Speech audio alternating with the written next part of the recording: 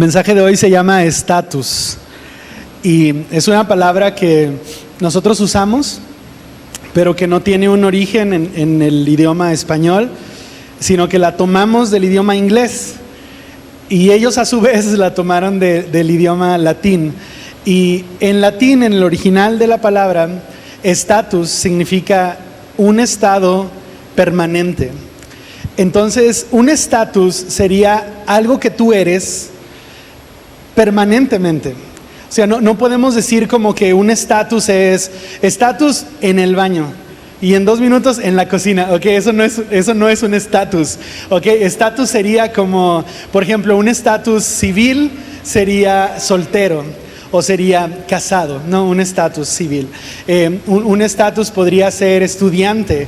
Así que yo soy estudiante todos los días que dure en este estado, y tan pronto deje de estudiar para iniciar a trabajar, cambio mi estatus a trabajador. Pero lo que me llama mucho la atención es que tiene esta definición que no es algo tan variable, que es algo como permanente. Un estatus es algo que te marca, es algo que explica lo que tú eres, pero de manera permanente, es un estado permanente. Un estatus es algo que yo soy en un lugar en donde yo estoy permanentemente. No es tan volátil como decir el lunes tengo el estatus de sonriente y luego el martes de preocupado y el miércoles de complicado. No funciona así, es más como cosas más permanentes. O sea, yo soy mexicano, ese sería mi estatus de identidad nacional. Yo soy mexicano, es un estatus, es un estado que dura más tiempo. Dicho todo eso, es bien interesante cuando lees en la Biblia el término estatus, porque es como, ok, lo que está diciendo es que hay un estado permanente ahí. Y mira por favor este pasaje conmigo, es Filipenses capítulo 2, del versículo 5 al versículo 11, en una versión que se llama The Message, que es una traducción del idioma inglés. Está excelente, se la recomiendo un montón. Hace años que me volvió loco y no la dejo. Entonces este pasaje dice así: piensen en ustedes como Cristo Jesús pensó de sí mismo. Lo que está diciendo es: quiero que se vean a ustedes mismos, que piensen acerca de ustedes mismos de la misma manera en que Jesús tuvo esta dinámica de que se vio y pensó de esa manera. Dice: piensen en ustedes como Cristo Jesús pensó en sí mismo. Tenía el mismo estatus que Dios. ¿Ok? Tenía el mismo estatus que Dios, pero no pensó mucho en sí mismo, como si tuviera que aferrarse a las ventajas de ese estado a pesar de todo, por encima de todo. Lo que está diciendo es: ok, quiero que ustedes aprendan a pensar de ustedes mismos así como Jesús pensó de Él. Dice, Jesús tenía el mismo estatus que Dios, el mismo estado permanente, eterno de Dios, digno de gloria, digno de alabanza, todopoderoso, omnisciente, omnipresente, todos los atributos de Dios. Él tenía el mismo estatus que Dios. Dice, pero no pensaba mucho en eso.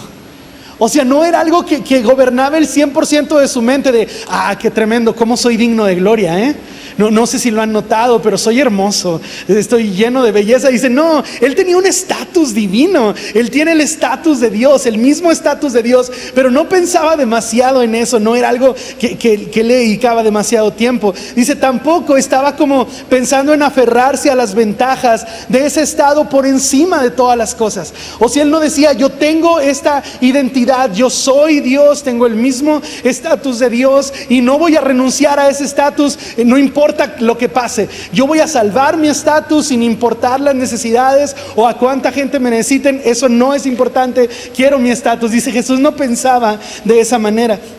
Dice, para nada.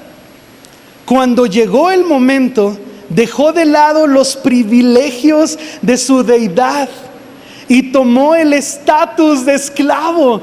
Y es como, ¿de qué hablas? Dice, Jesús tiene el mismo estatus de Dios, digno de gloria, eterno, que todos tienen que adorarle. Él es el Todopoderoso. Dice, pero Jesús no pensaba demasiado en eso. No era algo que le gastaba su tiempo. Al contrario, él nunca pensó, tengo que aferrarme a este estatus. Dice, no. Es decir, cuando llegó el tiempo que Dios había señalado, se despojó de todos los privilegios de su deidad. Dice, y tomó un estatus que no le pertenecía.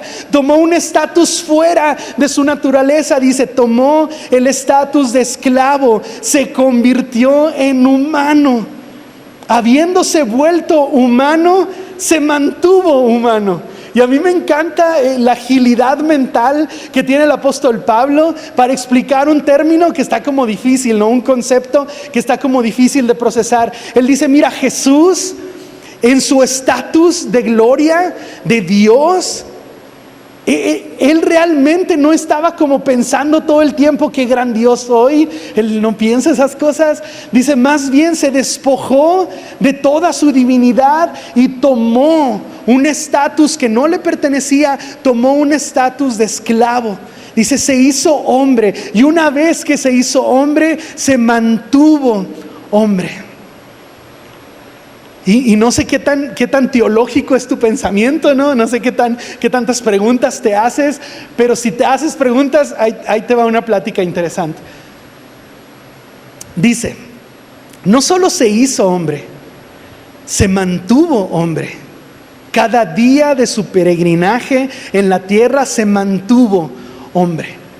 Y de repente tú y yo como que decimos, bueno, claro, Dios se hizo hombre, Jesús es el verbo eterno que tuvo carne y entonces lo pudieron tocar y escuchar y tal, pero seguía siendo Dios, ¿no? Y entonces cuando caminó sobre el agua, bueno, pues era Dios. Cuando tenía misericordia de alguien, bueno, pues era Dios. Pero lo que dice Pablo es, ok, solo piénsalo de esta manera, se hizo hombre y se mantuvo hombre cada vez. En su estatus de esclavo, Él simplemente nunca volvió a su estatus de Dios, no hasta resucitar. Él dejó ese estatus de Dios a un lado, se despojó de esa gloria y tomó el estatus de esclavo todos los días de su vida en la tierra. Cada vez que hablaba, cada vez que comía, cada vez que dormía o despertaba, Él lo hacía como un esclavo, como uno que hubiera pecado, aunque Él nunca pecó, estaba tomando esa posición. Y a mí se me hace muy interesante que Pablo lo explique así. Si habiéndose vuelto humano, se mantuvo humano. Fue un increíble proceso de humildad. No reclamó privilegios especiales. En cambio, vivió una vida desinteresada y obediente. Y luego murió de una manera desinteresada y obediente. Y me encanta esa congruencia en Jesús. Porque no es que Jesús dijo, tengo que estar en la cruz para pagar el pecado de la humanidad, así que no importa cómo sea mi vida. Puedo tener privilegios de Dios, puedo dejar que los ángeles me sirvan, puedo permitir que la gente me conozca como Dios. Total, lo único que necesito es morir en la cruz. No, Él tuvo una muerte así, desinteresada, obediente, pero tuvo una vida también desinteresada y obediente. Cada segundo de la vida de Jesús estaba llena de congruencia. Tomó literal un estatus así, humilde, obediente, desinteresado. Dice, y no solo murió así desinteresada y obedientemente, dice, sino que también sufrió la peor clase de muerte que hay, la crucifixión.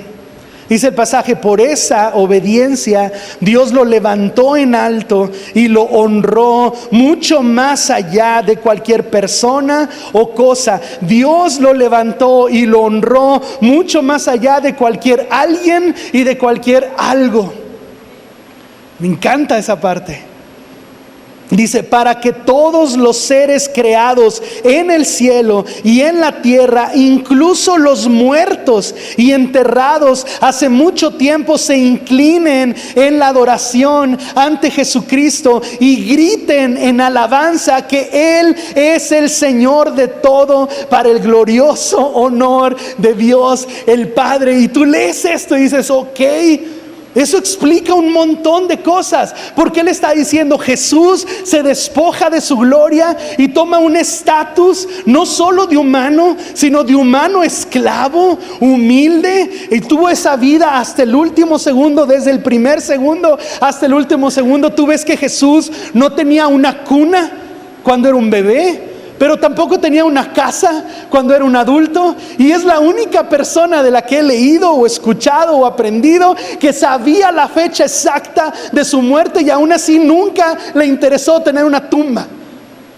desinteresadamente todos los días, cada segundo. No le importaba nada, estaba enfocado en ser un esclavo para ocupar nuestro lugar. Y luego dice, y Él va a la cruz. ¿Y sabes qué hace Dios?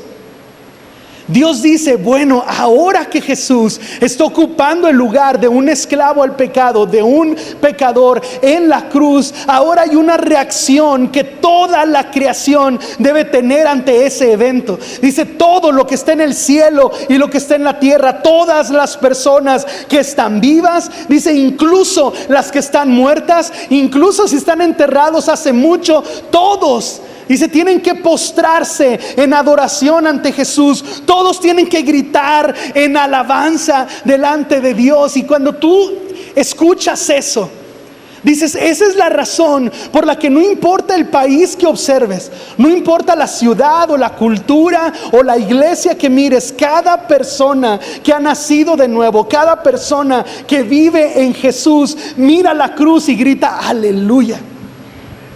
Cada persona que ha sido perdonada de sus pecados, que ha nacido de nuevo, que ha venido a la sangre de Cristo a lavar sus pecados y que ha tenido la oportunidad de iniciar con todas las cosas nuevas, mira la cruz y grita gloria a Dios, porque dice el Padre, este es el plan, que tú veas la cruz de Jesús y que explotes en adoración, que grites alabanza, que digas, ahí está esa cruz y yo tengo que reaccionar, no importa si está en el cielo o en la tierra o debajo de la tierra, toda rodilla se tiene que doblar ante ese hombre en la cruz. Cuando tú ves el pasaje, dice, todo esto tiene que pasar, que todas las personas reconozcan Jesús es el Señor de todo. Dice, todo eso tiene que pasar para honor de Dios el Padre. Y cuando tú empiezas a pensar en este tema, dices, ¿por qué es tan importante la cruz de Jesús? Porque Jesús no fue el único crucificado, ¿sabes eso?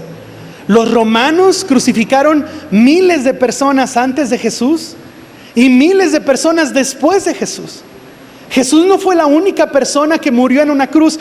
Solo por citar un ejemplo, aproximadamente 100 años antes de Cristo, existía un gladiador llamado Espartaco. Él fue capturado en una guerra. Roma, el imperio romano, estaba tratando de invadir el pueblo de Espartaco y lucharon con ellos y los vencieron. Y los romanos mataban a toda la población salvo a los hombres fuertes, porque los hombres fuertes podían servir de esclavos, de siervos o de guerreros. Así que los tomaban presos, los llevaban como esclavos. Y a Espartaco le pasó eso, su pueblo peleó contra Roma, perdió, y él era un hombre fuerte, un hombre diestro en batalla, así que lo toman preso y lo llevan. Y años después terminan usándolo como gladiador en estos circos que Roma hacía, ¿no? Donde peleaban soldados contra soldados o soldados contra bestias, contra leones, yo no sé. Y era un espectáculo que a Roma le encantaba, ¿no? Y cada 8 años liberaban a uno y cada 7, 8 días había un nuevo evento. Y Espartaco estuvo ahí mucho tiempo hasta que cuenta un historiador que Espartaco empieza como a hacer las matemáticas y dice, pues somos mucho más fuertes nosotros. Somos un montón de guerreros gladiadores que nos sueltan un león y lo despedazamos. ¿Qué nos va a hacer ese soldadillo chaparrito y flaco? O sea, si nosotros somos fuertes en la batalla, ¿por qué les tenemos miedo? Vamos a rebelarnos, vamos a pelear con ellos, vamos a levantarnos en armas. Y dice que levantó como 700 personas entre siervos, esclavos y gladiadores, y le hicieron una revuelta a Roma. Total, pelearon con ellos y lograron escapar, salieron huyendo, pero 3, 4 años después Roma, la invencible Roma, va y los alcanza y los toma otra vez presos. Y dice que ese día crucificaron a Espartaco entre 6,000 personas más. Y tú preguntas, ¿por qué es tan diferente la cruz de Jesús que la cruz de Espartaco? Si también tuvo un juicio injusto, si también era un esclavo tratando de liberar a otros esclavos. ¿Por qué las demás cruces no son tan relevantes? El día que murió Jesús, ese día había otras personas crucificadas con Él. ¿Por qué la cruz de Jesús es tan importante? Y la respuesta es por el estatus del hombre colgado en la cruz. No es la cruz, no son los clavos, no fueron los latigazos, no fue que fueran los soldados romanos, pudieron ser otros soldados, pudo ser otro imperio, pudo ser otra manera de morir, pudo ser otro día. No, eso no es relevante. El estatus del hombre colgado en el madero, esa es la diferencia. Era el Hijo de Dios, el santo, ocupando el lugar del pecador, el justo, viviendo la condenación que merecían los injustos. Era la gloria de la santidad de Dios vistiéndose del pecado del hombre. Eso es lo que hace la diferencia entre la cruz de Jesús y la de cualquier otro crucificado. Jesús se despoja de su estatus de gloria y ocupa nuestro lugar. Sustitución, ocupa nuestro lugar. Y llama muchísimo la atención desde el Edén, cuando tú ves la narrativa de la creación, y dice que Dios tiene una conversación con Adán y le dice: mira, todo esto que ves es tuyo. Todo esto que ves te pertenece a ti. Yo lo hice pensando en ti. Es tuyo, es para ti. Cómete todo lo que veas, camina libre por aquí, ponle nombre a los animales. Y ahí está Adán diciendo: ese se llama perrito y ese se llama perrito llanero. No, y se le acababa como la creatividad y era como caballito de mar, y se le iba la onda. Pero está bien, Dios dijo: te doy ese privilegio, solo me reservo un derecho, dijo Dios. Todo esto es tuyo, puedes hacer lo que quieras con eso, solo me reservo una cosa: el árbol del bien y del mal. Dice Dios: me reservo el derecho de decir qué está bien y qué está mal. Tú puedes hacer lo que tú quieras. Todo esto es tuyo, es para ti, disfrútalo. Solo lo único con lo que no te puedes meter es que yo decido lo que está bien y yo decido lo que está mal. Y viene una tentación a Adán y a Eva: vas a ser como Dios, no es cierto que vas a morir, tú puedes decidir lo que está bien y lo que está mal. Y Adán y Eva toman el fruto, se lo comen. Es la misma tentación en la que caemos tú y yo todos los días. Amanece el día y Dios te dice: todo esto es tuyo, todo. La Biblia dice: naciones doy por tu vida. Dios dice: yo veo naciones, países, reyes, príncipes que no conocen a Dios, y luego veo un creyente y dice Dios: esto pesa más. Uno solo de ustedes pesa más que naciones y naciones. De hecho, Dios dice: voy a entregar gente para ti. Voy a entregar naciones para bendecirte a ti. Y cada vez que tú amaneces, dice Dios: cómete el mundo, sal ahí y vence y conquístalo, y ve por algo nuevo y sirve a alguien y ayuda a alguien y cámbiale la vida a alguien. Solo hay una cosa que no te es permitida: yo decido lo que está bien y lo que está mal. Y tú y yo caemos en la misma tentación que Adán y Eva, y le decimos: Dios, gracias, de verdad, qué amable, pero prefiero yo decidir lo que está bien y está mal.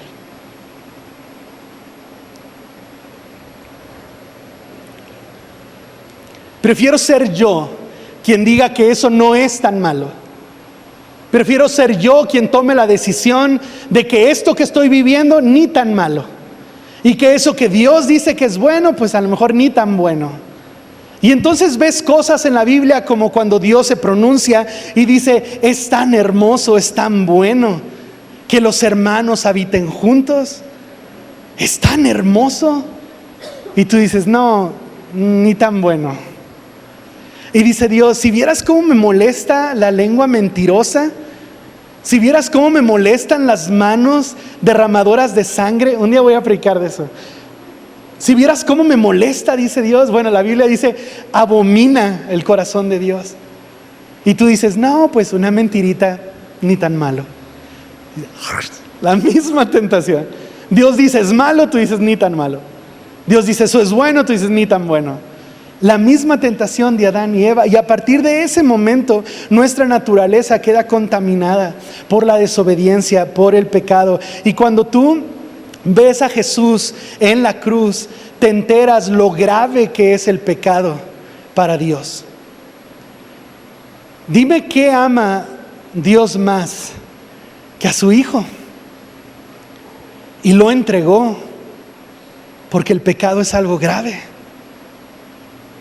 Pero yo platicaba con mi esposa en esta semana y le decía, ¿sabes qué? Yo tengo la certeza que pienso que a Dios no le sorprende ni como lo decepciona que tú peques. Porque Él se acuerda que somos polvo, Él sabe que somos barro y que tú te equivoques. Si no me sorprende a mí, si no te sorprende a ti, no le sorprende a Dios. Pero ¿sabes qué hiere el corazón de Dios? Que peques y no te importe. Y peques otra vez y no te importe. Esa parte es donde Dios dice, estás muriendo de a poco y no te das cuenta. Tu entendimiento se está llenando de tinieblas, tu conciencia se está haciendo dura y no te estás dando cuenta. En algún momento tienes que reaccionar. Y esa es la parte, la que yo le decía a mi esposa, yo siento que ese es nuestro problema. Como iglesia universal, ese es nuestro problema. No el hecho de que nos equivoquemos, todo el mundo se equivoca. La Biblia dice que si uno se levanta y dice no tengo pecado, es un mentiroso. El problema es que no nos duele pecar. No nos duele fallar. Es como si tú tienes un hijo y tu hijo te falta el respeto. Tú puedes perdonar eso. Ay, se le fue, estaba demasiado enojado, o no lo supo manejar, pues está chiquito, no sabe manejar sus emociones. Te falta el respeto, tú puedes con eso. Pero que no le importe que te faltó el respeto, tenemos un problema. Se le hizo tarde, tú le dijiste que llegara a las 10, él llegó a la 1 de la mañana. Tú puedes perdonar eso, sí lo vas a castigar porque lo amas, pero tú puedes con eso. Pero que llegue y no le importe, ese es otro tema. Que la esposa le falle al esposo y encima no le importe, tenemos un problema. Que el esposo le falle a su esposa y encima no le importe, tenemos un problema. Ese es el asunto, que nosotros a veces elegimos vivir en pecado y ni siquiera nos importa que estamos dañando el corazón de Dios, que estamos golpeando su corazón. Y la cruz nos enseña que el pecado es algo grave. Mira lo que dice Isaías capítulo 59, versículo 1 y 2. Dice, he aquí que no se ha acortado la mano de Jehová para salvar, ni se ha agravado su oído para oír. Pero vuestras iniquidades han hecho división entre vosotros y vuestro Dios, y vuestros pecados han hecho ocultar de vosotros su rostro para no oír. Dice, Dios no retiró su mano para salvarte, ni creas que el oído de Dios se enfermó y ya no te escucha. Eres tú el que está construyendo un muro, un ladrillo a la vez, que hace división entre su gloria y tu necesidad. Eres tú el que desobedece y edificas un muro ladrillo por ladrillo y luego gritas, ¿dónde estás, Dios? ¿Por qué no me ayudas? Y Dios te dice, estoy del otro lado del muro que construiste, de la vida que elegiste. Mi mano no se ha cortado, mi oído no se ha agravado. Eres tú el que está construyendo un muro. Romanos 6:23 dice, porque la paga del pecado es muerte. Esa es una verdad. Sé que estamos viviendo en un mundo donde todo es relativo y parece que no hay verdades absolutas. Sí hay, esta es una de esas. La paga del pecado siempre es muerte, siempre. A algunos les llega la muerte antes que a otros, pero la paga del pecado siempre es muerte. Te reto, busca la historia de alguien que haya entrado en pecado y dime cómo le fue. Busca a un cristiano que se haya alejado de Dios, que haya vivido en pecado y que no le haya ido mal.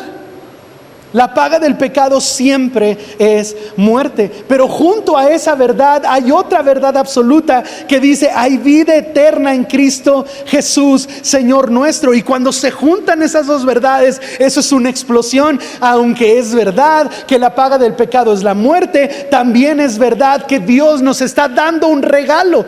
La vida eterna en Cristo Jesús, Señor nuestro, es tu decisión.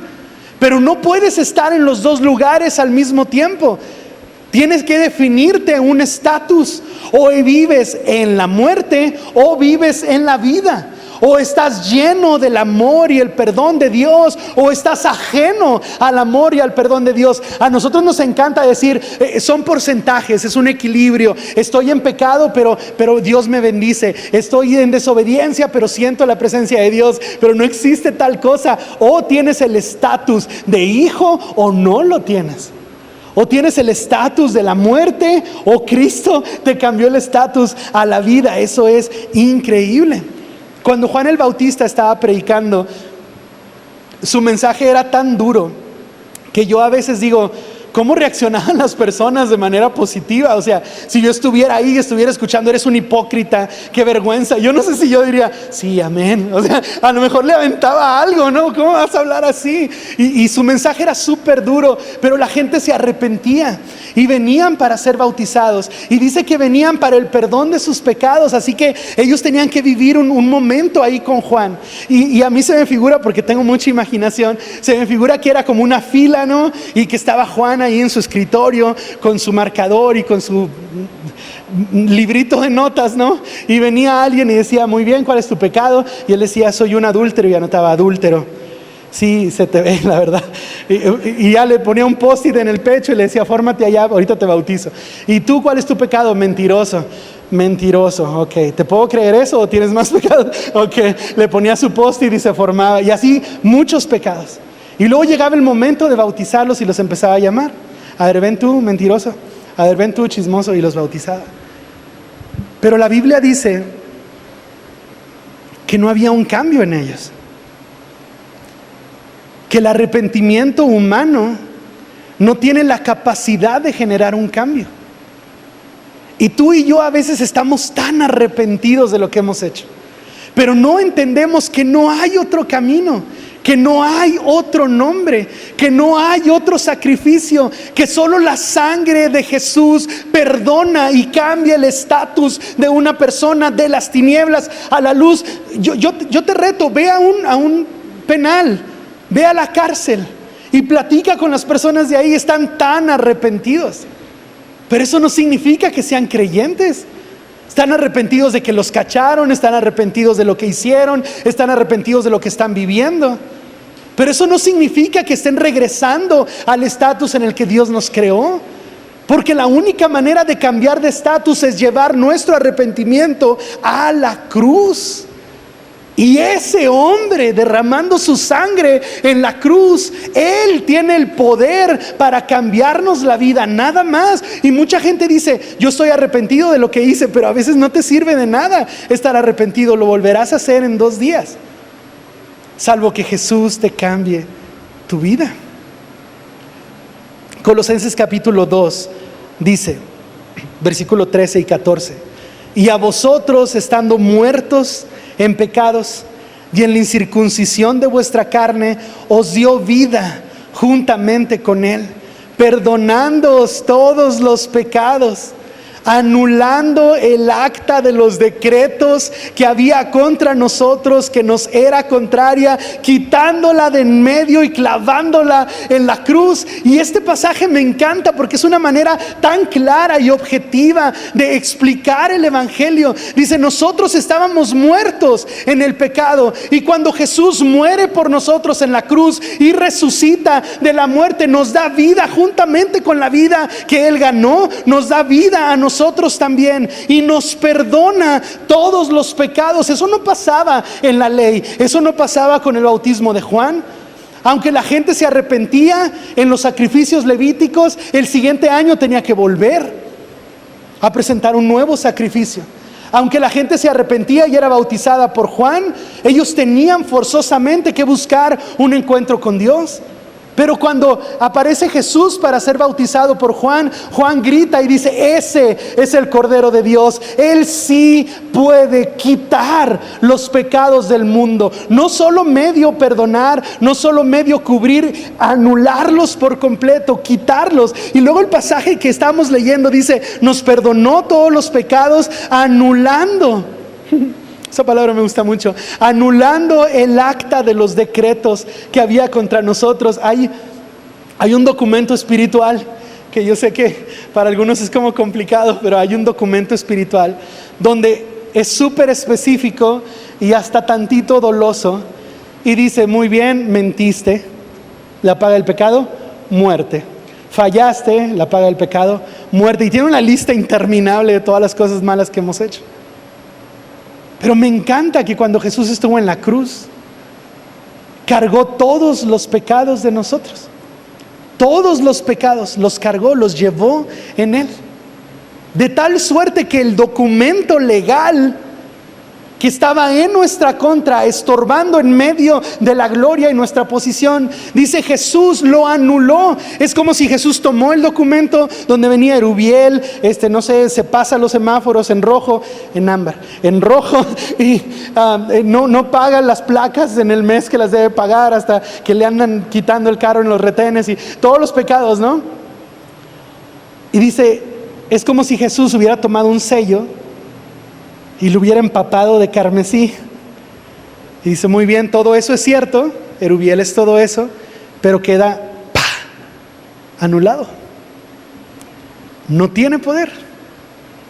Es cierto, Erubiel es todo eso, pero ese documento en su contra quedó anulado. Y esa palabra me encanta, porque es como, nadie está diciendo que eres una blanca palomita, nadie está diciendo que los de acá son perfectos, no son.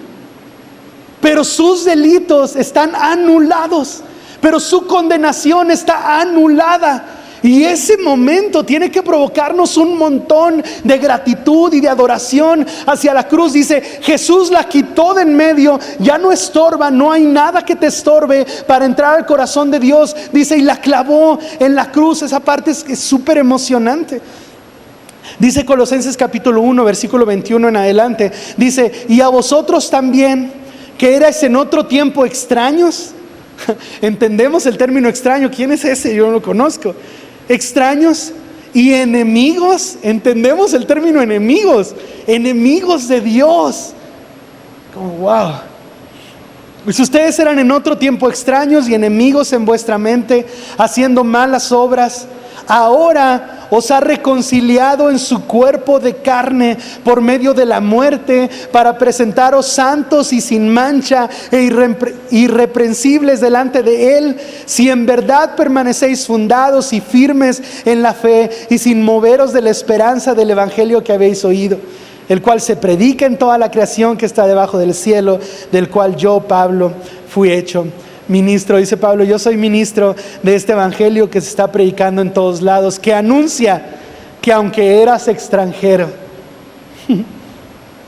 que aunque eras extraño, que aunque eras enemigo, ahora eres pueblo de Dios, eres amigo de Dios, eres hijo de Dios.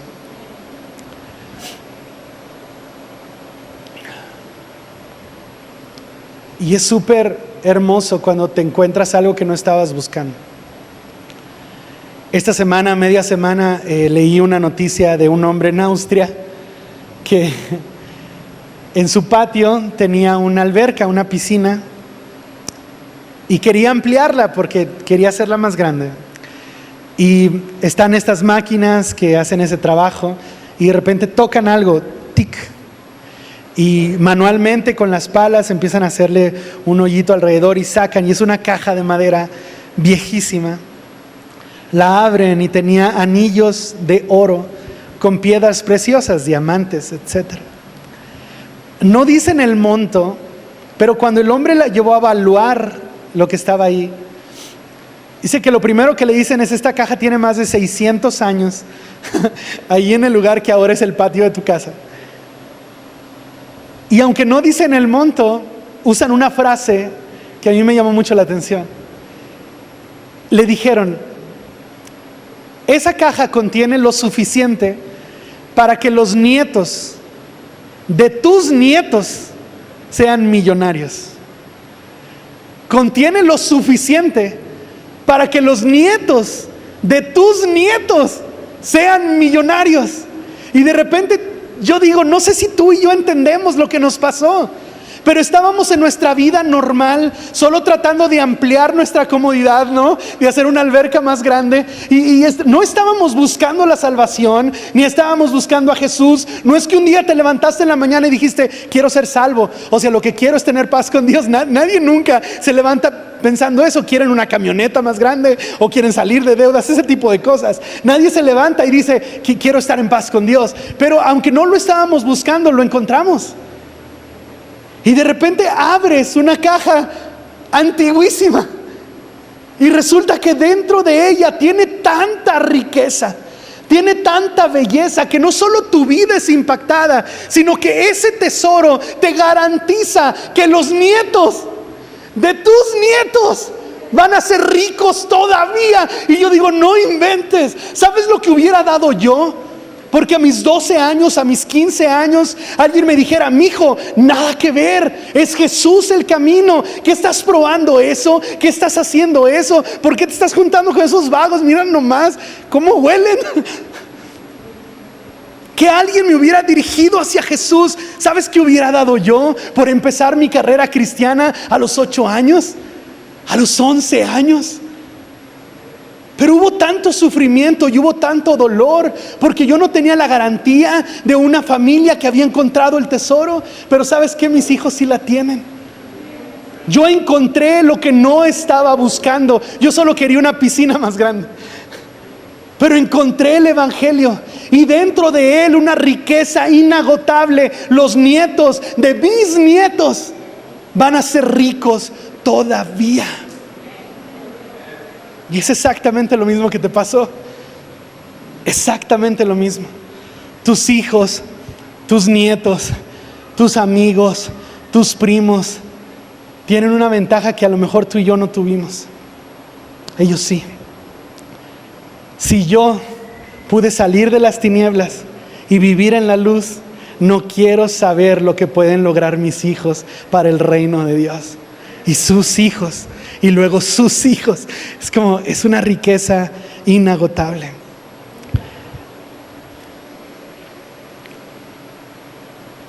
Termino con un pasaje que está en Romanos capítulo 8, versículo 16. Nos está explicando un mensaje que da el Espíritu de Dios a nuestro espíritu. Es algo que Dios quiere que sepas. Es algo que a Dios le gusta decirte. Y si por alguna razón Dios no nos pudiera hablar más que una sola vez, y si por alguna razón el mensaje que Dios nos dé no puede durar más de 10 segundos, yo estoy seguro lo que Dios nos diría: tu estatus es de hijo. ¿Por qué estás viviendo como esclavo? Tu estatus es de hijo. Mira lo que dice: el Espíritu mismo, el Espíritu de Dios, da testimonio a nuestro espíritu. ¿Cuál es el mensaje? Somos hijos de Dios. Eso es lo que Dios realmente quiere decirte. Eso es lo que Dios haría si por alguna razón solo puede hablar contigo 10 segundos. Eso es lo que te diría. Si en algún momento Dios te despierta a medianoche, antes de contarte el chisme profético de alguien más, lo primero que te va a decir es: tú eres hijo. ¿Por qué estás viviendo como esclavo? Dime, ¿por qué vives como extranjero? ¿Por qué te quedas dormido en la cuneta? Hay un palacio que es para ti. Hay una habitación con tu nombre. No me digas que te estás muriendo de hambre. En mi casa hay una mesa con un banquete. Dime, ¿por qué no estás comiendo ahí? ¿Hueles a comida de cerdos? ¿Por qué? Denle un vestido nuevo, denle zapatos nuevos, póngale anillo en su dedo. Dice Dios, el mensaje más importante que Dios tiene para darte es: tú eres mi hijo, vive como tal. La razón por la que Jesús se despojó de su estatus de gloria para tomar el estatus de esclavo es que tú y yo cambiáramos nuestro estatus de esclavo por el estatus de hijo. El justo pagando la condena de los injustos para que nosotros pudiéramos ser llamados justos. el santo pagando el pecado de los pecadores, de los sucios, para que nosotros pudiéramos accesar a la santidad de Dios. Cuando tú entiendes que la cruz mostró el cambio de estatus de Jesús, entiendes que la cruz grita que tu estatus también tiene que cambiar. Tú ya no eres un pecador, no eres eso. Aunque a veces cometas pecado, tú no eres un pecador, tú eres un hijo. Eso eres un hijo que a veces se equivoca, sí, pero eres un hijo. Dios tiene expectativas acerca de ti. Y si un día se te olvidan, solo cierra los ojos, habla con Él y lo primero que te va a decir es: tú eres mi hijo. Vive con ese estatus.